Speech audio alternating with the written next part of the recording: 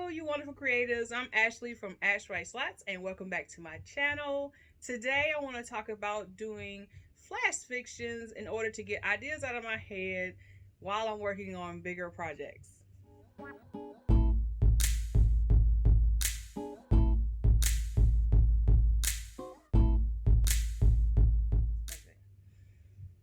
Before we get started, please go ahead and take a chance and subscribe down below. Click that bell. Videos are being posted on Wednesdays and Fridays, and sometimes I throw some bonus videos here and there over the week. But if you just go ahead and stay with me, that would be great. I'm on my way to 1,000 subscribers. And yeah, let's get started. Usually when I'm writing, I get really big ideas that have nothing to do with the story I'm currently working on. And I have to go ahead and take a moment to actually pause and write down those ideas. Or I can have a maple honey coffee from Community Grounds at 3 p.m. and spend the rest of the night manically writing and posting unedited posts of my writing on all of social media until 6 a.m. the next morning. Based on many opinions around the internet, flash fiction are any short stories that can be told within a few words and all the way up to 2,000 words. Now, it does vary depending on where you get the information from. I've seen things that will say, 21 words for like a microfiction, and then other things are limited to 300 words, in which I've seen when you're doing like magazine submissions and things like that. And then for some areas, you're looking at 1,000 words as a maximum for their definition, while others will say 1,500 or 2,000. So we're just going to say a range between a few words to 2,000. But in essence, a lot of these short stories can fit within a single tweet or inside of maybe a picture for Instagram. A super short flash fiction story for me that I like to get into is to read a story that is within one page. So that's an 8.5 by 11-inch page with a 1/2 inch to 1 inch margins. Look at me getting technical. Yeah. The key here is actually the strict word count. Now, I know you want to know why I'm doing this to myself. Well, I'll tell you. I want to finish something. That's it. This channel revamped with new videos every week. Didn't come at the beginning of writing Spell of the Bayou. I worked on this story 2 years ago and really didn't like what I was working on. And it actually didn't get any better at the end. Like, wrote the whole thing and did not like it. So now I'm halfway through my first draft attempt, and I'm really enjoying it. But the end is still out of sight, and I need an ending like right now. So the first thing that I do when a idea pops into my head during a project, I like to go ahead and make sure I get to a good stopping point for the current project. And then I go ahead and write down any notes that I can think of for the new idea. I try to limit myself to an hour or two, but sometimes, like when I'm caffeine fueled, it can last all night and then have not very much to show for it. Here are a few rules that I try to follow when I'm actually working on something that I do intend on using as a flash fiction piece. I do my best to think of the story structure, like the beginning, middle, and end, and then I focus on how I can get to the end fastest. So I need to start as close to the end as possible. And usually that means I'm going to have to start with a character doing an action or being very close to an action that's usually pretty important to the story by the end. Then I try to figure out the central conflict. So basically I'm trying to see what the character wants, why they want it, and then also answer the question of what is the enemy doing to stop them, why they want to stop them. I connect those things with the theme and then surprise ending. The theme or moral argument of the story is basically showing how the lead actually gets over the conflict of the story. Then you have to end with a bang, and that is where you get the twist. We need to surprise the reader and show them something that they weren't expecting. After I figured out those little points, I will go ahead and write everything. My imagination is set free, my creative abilities are flowing, and it doesn't matter how wild the story is or the events in the story, what's going on, it doesn't matter. It's going to get put on the paper. So usually I wind up with way more than what my intention was supposed to be, but it's words on the paper, and I can use that to edit because you can't edit a blank page, right? So there you go.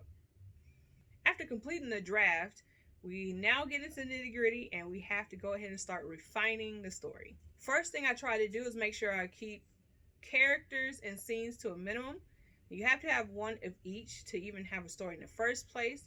But if we add in a whole bunch more, we'll have issues with character motivations, characterization, just dialogue tags, interest, and things like that will be starting to push in there because we're trying to separate the voices of the characters, which is usually what you want to do in a much longer story, and that defeats the purpose of the exercise. Keep it first a third person limited point of view because all other options would need things like transitions, characterizations, explanations, and even more.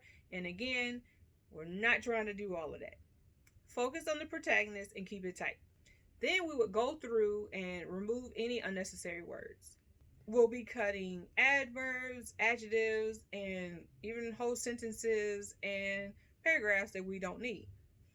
Now, I will tell you that I actually don't ever really get rid of previous draft stuff because it may be useful for an idea later, and I like to go ahead and just basically cut it out of the document and put it in another document that's just random pieces of stuff that I liked but didn't really work out for the story that I was writing it for.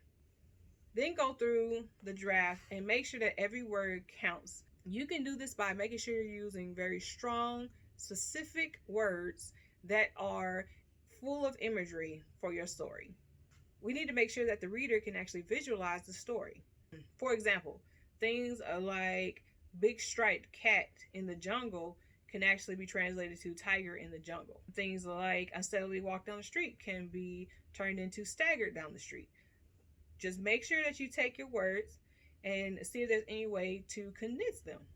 And the last tip while you're doing all your refining is to try your best to pick a title that can convey the theme or at least lend itself to more imagery of the actual story. All right, so remember when I talked about that caffeine-fueled writing night? A really big mistake was made when I drank 40 ounces of coffee that night. Well, it was night. It wasn't even night. It was 3 p.m. But it was bad. It was 40 ounces worth of coffee. Y'all, I could hear the iron in my veins. It was serious. Anyway, I was motivated to work on a different story previously when this idea came up, and I had to go ahead and stop and get the story out. This picture was the desktop background at the time, and instead of just taking a short detour to write a note, I wanted to go ahead and get the full scene out in which I wanted it to be a flash fiction. Now, I did post the story on my social media without much editing, and it was horrible. Well, I mean, I guess it wasn't that bad considering it didn't take very much to fix it, the edits in the morning, and then post again.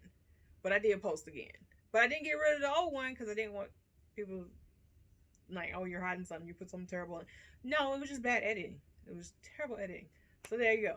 So I got it here, and I'm gonna go ahead and read it to you. Hope you enjoy it. I'm gonna come back after you tell me your thoughts, okay? The story is called Dead White Flower. She watched thick nectar leak from the white petaled flower. A soft layer hid more beneath. Unnatural colors blossomed inside, not offering much protection for what sat in the center. Soft and pliable, easy to open, the life flooded out. The white changed color to match as the breath of the flower slowed. She stepped in the warm fluid and kneeled beside the bulbous top. Bubbles formed from its breath, and then the quiver in its body stilled. She swiped her finger through the dark puddle and licked the tips. The tang of metal coated her tongue, strong and thick. A crude base, but the workers can improve the taste. Voices hummed through the gray that sat in the stark white surroundings. It had been too long since the flowers invaded their home. Raiders comforted by the compliance she commanded until they made a mistake. She grabbed a thick, five-tipped petal and dragged the flower to the gray. Countless times she saw it pressed against the dark box beside it, and she pushed it down just the same. A melodic tone signaled the reveal of a white cave lined with more gray spots. The nectar trailed the flower as she pulled it along, a pretty color slashing through the blinding white. The colony lifted their voices, feeling closeness. Her nails dug into the fleshy petal and ripped the tip away. More boxes, much better.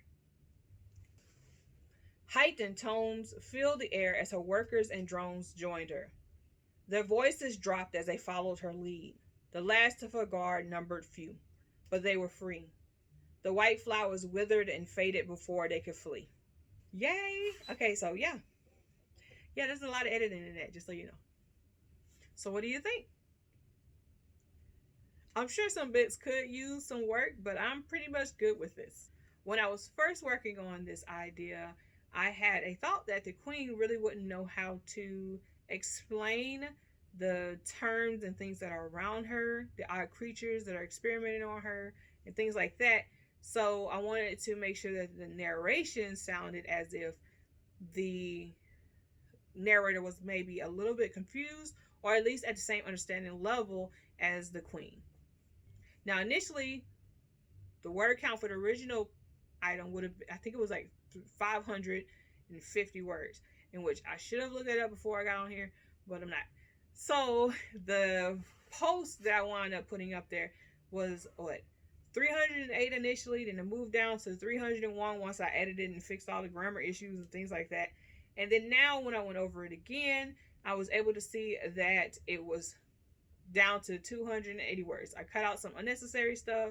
I slimmed down some words, and yeah, so 280 words. So if I was trying to submit this for a magazine, I would at least have a chance because I wasn't hitting that 300 word mark.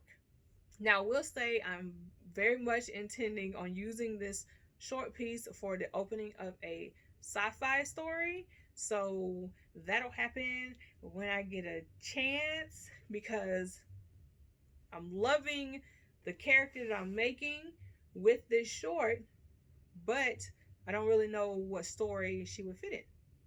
Now, this was a very quick and dirty way for me to get a short story out of myself while I was writing on another project, in which I do enjoy doing flash fictions. I do enjoy trying to tell a story with word limits. I've participated in some that required only 100 words and others that were just one sentence. And I played around with creative writing stuff in my creative writing classes that included flash fictions, mini or micro fictions, in which the one sentence one I believe is a micro fiction.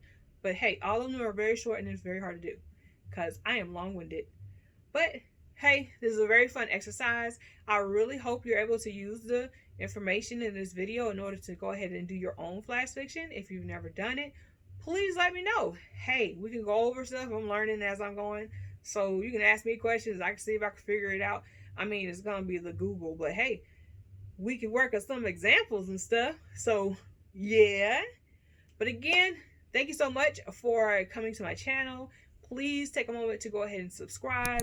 Look at that, third time, put that subscribe information in there. Look at that. Anyway, go ahead and subscribe, like, share, tell your buddies, hey, we're talking about writing and we are going to continue to write. So yeah.